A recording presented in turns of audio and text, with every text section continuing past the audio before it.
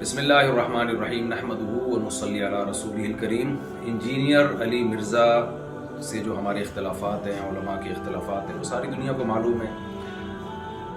جناب انجینئر علی مرزا کے نظریات سے ہم متفق نہیں ہیں، میں جہلم بھی گیا اسی سلسلے میں، لیکن جب تک دلائل کا جواب دلائل سے چل رہا تھا معاملہ ٹھیک تھا۔ اب ایک فتویٰ آیا ہے سامنے جو بڑا پھیلایا جا رہا ہے، ایک مولانا صاحب کی طرف سے فتویٰ دیا گیا کہ جی انجینئر صاحب کا قتل جائز ہے۔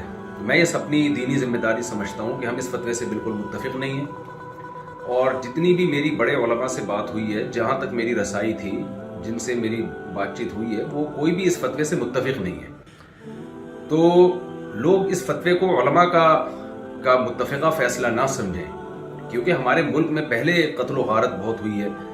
یہ شرعاً کسی کو اجازت نہیں ہے اس کی کہ کسی بھی شخص کو اٹھ کے وہ قتل کر دے۔ انسانی جان کا قتل، چاہے وہ کسی بھی مسلک سے ہو، کسی بھی فرقے سے ہو، کسی بھی مذہب سے ہو، ہم اس کا قتل جائز نہیں سمجھتے۔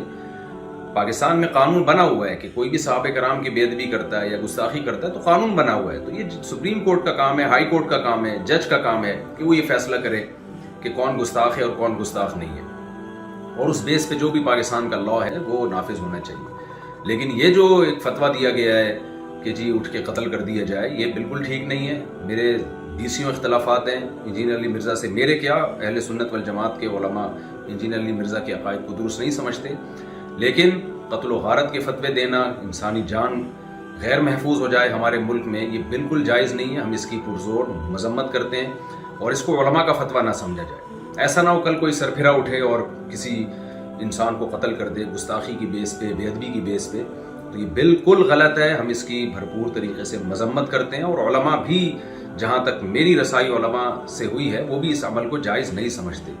تو ملک میں امن کی کوشش کریں اور دلائل کی دنیا میں رہ کے ہی بات کی جائے گی، اس سے آگے بڑھنے کی کوشش نہ کریں، قانون اپنے ہاتھ میں لینے کی قطعاً کوشش نہ کریں۔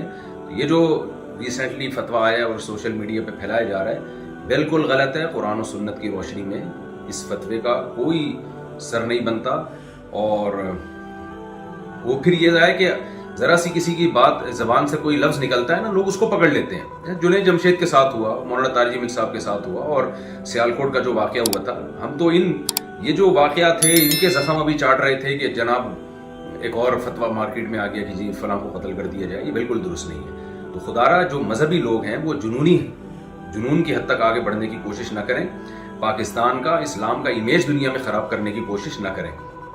اس سے ملک میں نقصان ہوگا اور قتل و غارت کا میدان گرم ہوگا۔ تو یہ بالکل غلط ہے۔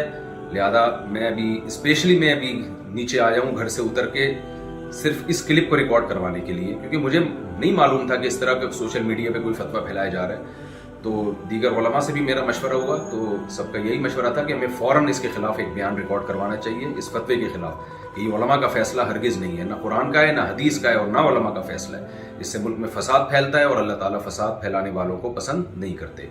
تو ملک میں ہر ایک کی جان محفوظ ہونی چاہیے، چاہے وہ کسی بھی مسلک سے اس کا تعلق ہو، یا کسی بھی فرقے سے، یا کسی بھی مذہب سے، کوئی بھی رائے ہو۔ دلائل کی دنیا میں آپ ضرور ڈیبیٹ کریں، دلائل کی دنیا میں آپ ضرور ایک دوسرے کو چیلنج دیں، اور اگر آپ سمجھتے ہیں کہ کسی نے کوئی کام ایسا کیا ہے جو آئین کے خلاف ہے، اسلام کے خلاف ہے، تو لا کے ذریعے اس میں پنشمنٹ کی کوشش کی جائے، قانون کا سہارا لیا جائے۔ جج فیصلہ کرے گا کہ کیا سزا بنتی ہے یا نہیں بنتی۔ اللہ تعالیٰ ہمارے ملک کو ہر قسم کی اندرونی اور بیرونی سازشوں سے پاک فرمائے، اور اس شر سے اللہ تعالیٰ ہمارے کنٹری کو محفوظ فرمائے، اور عالم اسلام میں محبت اور اتحاد پیدا فرمائے، اور ہماری سب کی جانوں کو اللہ تعالیٰ محفوظ فرمائے، اور یہ جو مذہبی شدت پسندی ہے، اس شدت پسندی سے اللہ تعالیٰ ہم سب کی حفاظت فرمائے۔